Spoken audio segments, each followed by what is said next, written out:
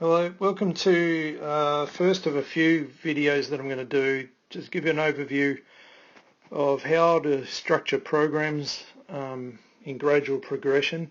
This follows on from the previous video where I did an overview of everything. This one I'm specifically looking at knee problems, so bear in mind, I'd like to save the length of this video going for like 4 hours. I'm just going to give you a general idea. There's obviously more exercises, but just the general theme of how I might do it. All right, so the very first phase, I'm looking at mobility restrictions and things that may be where there's super stiffness that might be compromising the knee itself. So this first stretch is just a basic 90-90 stretch. So this is like the simplest one, as I said a second ago. There's obviously a lot of others that I might do, but this one is the least aggressive one. Stiff hips are always going to compromise the knee because I can't really get good glute feeling. They're going to create too much internal rotation. So I'm going to have a ton of problems if there's any stiffness at the knee, all right, and in the hips. Now the second part I might look at is ankles. Now there's other exercises I might use. This is sort of just a basic, just to give you an overview, but I probably would do it more effectively with a band, using a knee to wall stretch. But just to give you an idea, I'm probably looking at things like that. And these are things I might use in the beginning to help me. And as I said before, there's many versions that I might use around this, but this would be the general theme, looking for ankle problems, looking for hip problems, and up above, maybe even thoracic spine and that as well. The most obvious one would be this quadriceps, anterior hip problems. Now, this particular stretch is probably the best one, but there's a lot of people with knee pain and can't do it because they can't kneel on their knee. It's too painful to kneel. So I might use other variations of this same stretch to do that. But this is usually a big one, and you can get a good comparison of the uninjured side to the injured side. So give you a good feeling of where things are. And you can ongoing use this as a test, because if it improves, you know you're making changes to the stability and the strength of the knee. But this first phase is really usually about all this. Now, this is not going to fix the problem, but it's just going to prepare you for the next stage that will. Now, in terms of stability and strengthening things, floor-based things are always the easiest choice, so because there's no compression into the knee itself. So I can really work some gentle strengthening, so the basic bridge or hip extension. So this first version's, fairly simple. I could possibly use clams, although I tend not to like them. They tend to facilitate the hips a bit too much, but usually I'll come up into this bridge and I'll introduce them to some stability, and this will give me a general idea of how much strength in the glutes, because I'll be able to, if a hamstring cramp kicks in straight away, when they take that one leg off the ground or the hips sort of shift over to the side, I can really see this quite clearly. And again, this might be where I start. This might be how I begin the process of rebuilding the strength and the control. It's nowhere near enough to finish the job, but it's a stepping stone to getting to the ones that will do a better job. All right. I could also do some gentle abdominal. This is a lower abdominal test. This again is sort of can identify if there's some excessive stiffness in the anterior hips, or the hips are trying to become stabilizers instead of movers. So you'll see problems in the spine lifting off the floor. Again, I'll see this with SIJ problems, excessive anterior tilt, but again, just maybe from poor training techniques, sitting too long. The hips are just so stiff, inhibiting all the function of the glutes and the hips. So you can never so when you stand up, you're never going to be able to effectively stabilize the knee because everything's really screwed up around the hips. So these first few exercises were all about that. Now, I also don't want to ignore upper body function, and this is where I might use some simple cable exercise where I'm not even having to move with the legs. So even if you have a sore knee, 9 times out of 10 you can still do this simple pulling exercise. So it's more of an upper body focus, but there is a stability requirement for the legs here, and in particular this posterior chain. So, which is again, like I've mentioned several times already, this is going to be a huge problem. So I'm basically getting the body prepared for harder things to come. I've got the posterior sling involved here on this, even though it's not really heavily leg-based.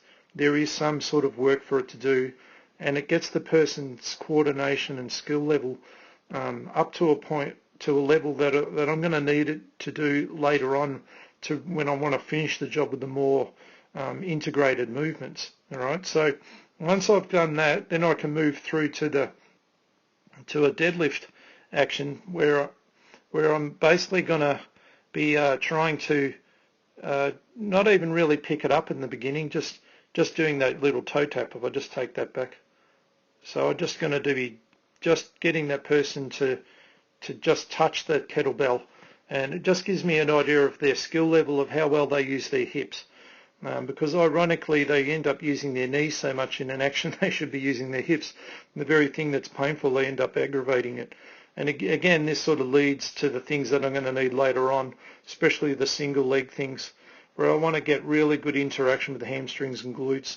Usually this will start to alleviate some pain. They can start to begin the process of getting some control over things, even though it's nowhere near enough, all right? But once I'm getting into that point, and then I'm really starting to make some progress. So once I've done that, I can use some upper body exercises. I'm just going to fast forward this. So this is where I like the cable pull one.